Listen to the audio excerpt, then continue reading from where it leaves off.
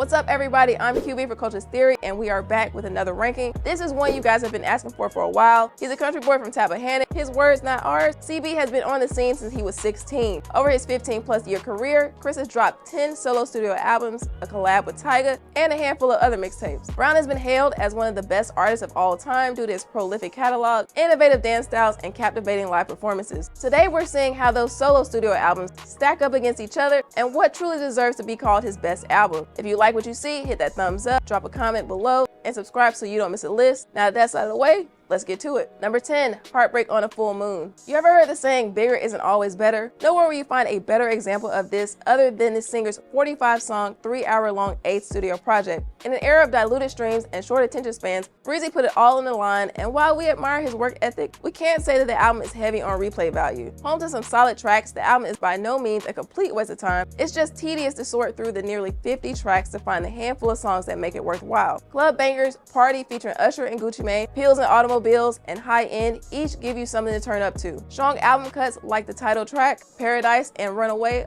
also make for an enjoyable listen. If you whittle it down to its core, the album could certainly move up a couple spots on the list. However, when looking at it in its entirety, we can't help but sit it firmly at the bottom of our ranking. Number 9, Indigo. Brown's 9th release and 3rd to top the charts lands at our 9th spot. Slimming down to just 32 tracks, CB's 2nd consecutive double disc has a list of producers longer than the CBS receipt. But this varied project with its deep bag of sounds makes sure that each one of Chris's skill sets gets highlighted. The album sees him linking up with her, Justin Bieber, Tank, and a reunion of the Young Money heavy hitters with Wayne, Nicki, Drake, and Tyga all making appearances. Major contributions from OG Parker, Hitmaker, and Vinyls tie the album's sound together pretty nicely. While it's a much more cohesive and impactful offering than Heartbreak, it's still too bloated and inconsistent to rank any higher on this list. Number 8, Graffiti. Graffiti debuted at number 7 on the charts, barely moving 100,000 units in its first week. Many people would attribute this underperformance to the domestic violence scandal that had Chris in the headlines all throughout the year. It didn't help that the album's infusion of synth pop production and oversaturated auto-tune vocals played out as jarring departures from his traditional R&B sound. Sporting another feature from frequent collaborator Lil Wayne, the lead single I Can Transform You would peak in the top 20, being one of the highlights on the album along with Take My Time, the singer's collaboration with Tank.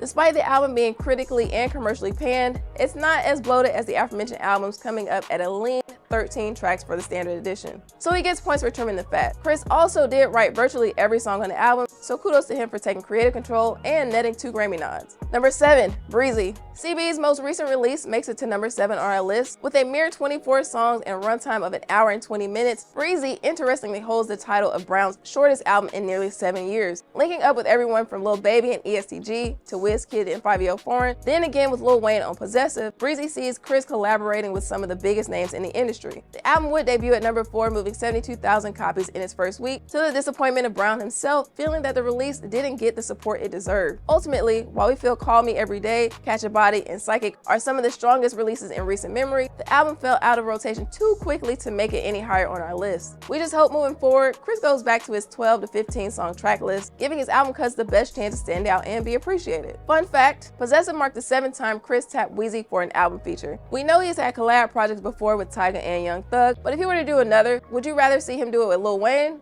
or somebody else like Drake? Let us know in the comments below. Number 6, X. Following back-to-back number 1 albums and the most critical success he had ever experienced, Chris had a daunting task ahead of him: try to outdo himself again. Needless to say, X is one of Chris's most ambitious projects to date. Moving almost 150,000 units the first week, the album would debut at number 2. This was more than 10,000 more units than his previous number 1 release. X would see collabs with Kendrick and up-and-coming Jhené Aiko, Usher, Wayne, Ross. If you can name them, they probably were on there. Capped at 17 songs and just over an hour in runtime, the album used every second effectively and helped expand his artistic soundscape. The only reason we can't put it any higher is because of how good his top tier projects are. Be sure to check out New Flame, Autumn Leaves, and Loyalty to get a sense of what this album had to offer. Number 5, Royalty. Dedicated to his daughter amidst a dramatic shift in his personal life, Royalty sees Chris employing more traditional and alternative R&B elements compared to his previous projects. We hear more of an 80s blend of soft pianos and warm melodies rather than the up-tempo hip-hop drums and 808s. The album would debut at number 3 on the charts with 184,000 sold in the first week, marking a significant increase in sales despite being his lowest charting album since Graffiti.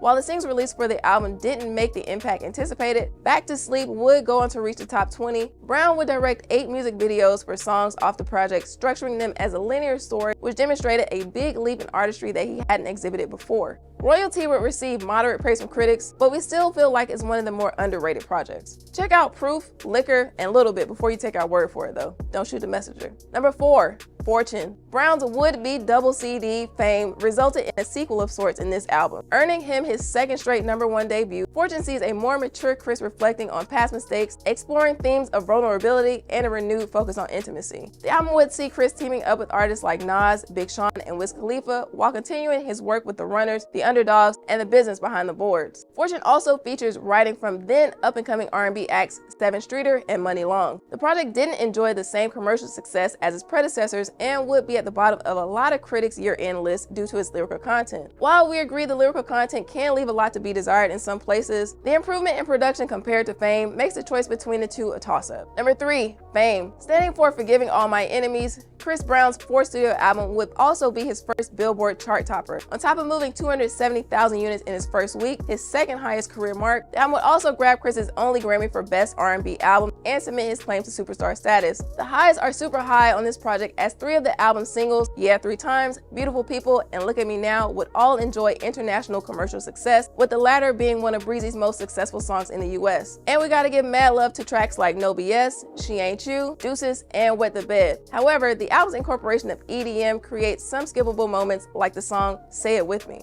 So since Chris Brown is forgiving all his enemies, we'll let him slide on this one. Number 2, Chris Brown. The young phenom hit the ground running, dropping his career-defining intro album at just 16. Most artists wait their whole career to drop singles like Yo and Run It, foreshadowing the longevity and dominance Breezy would enjoy for the next decade and a half. The album has some filler to it along the way, with the usual obstacles that come with such a young artist, but it was clear these issues would be buffed out and heavy expectations were placed on his shoulders out the gate. Dre and Vidal, Scott Storch, and the Underdogs lighted up on production, while we also hear appearances from Lil Wayne, Joel Santana, and Bow Wow. Chris's self-titled debut is arguably one of the decade's best, ensuring the genre had a prosperous future ahead of it. With 154,000 in the first week's sales and number 2 on the Billboard charts, saying CB makes a good first impression on both critics and consumers is an understatement. Poppin', Say Goodbye, and Ain't No Way are also tracks you need to give a listen to if you hadn't heard them in a while. Number 1, Exclusive. Originally titled Graduation, but changed out of respect for Kanye's album of the same name and dropping the same year, Breezy's sophomore album overachieved in pretty much every way imaginable. Despite nearly doubling his previous first week mark, the project would debut at number 4 and be supported by 4 singles: Kiss Kiss, Take You Down, With You, and Wall to Wall, with Kiss Kiss sitting atop the charts and With You peaking at number 2. These would be some of the biggest songs of his career, and they hit when he was just turning 18. Exclusive sees a lot of the production team from his debut reprising important roles. We also see a massive leap in subject maturation and production. Adding B-side staples like Damage, Help Me, I'll Call Ya, and Lottery, boy, you gotta run this one back. Exclusive is filled with some of Chris's best work to date, being certified quadruple platinum as of 2021. This hip-hop infused R&B album is hard to knock and is number 1 on our list. Alright, that's it for this episode. Did we get it right? Comment below with your favorite Breezy tracks and features. Also, what did y'all think about him rapping though? Maybe that's a conversation for another time. Don't forget to like this video and subscribe so you don't miss a list as we do another deep dive into some of the culture's best catalogs. I'm QB, we out.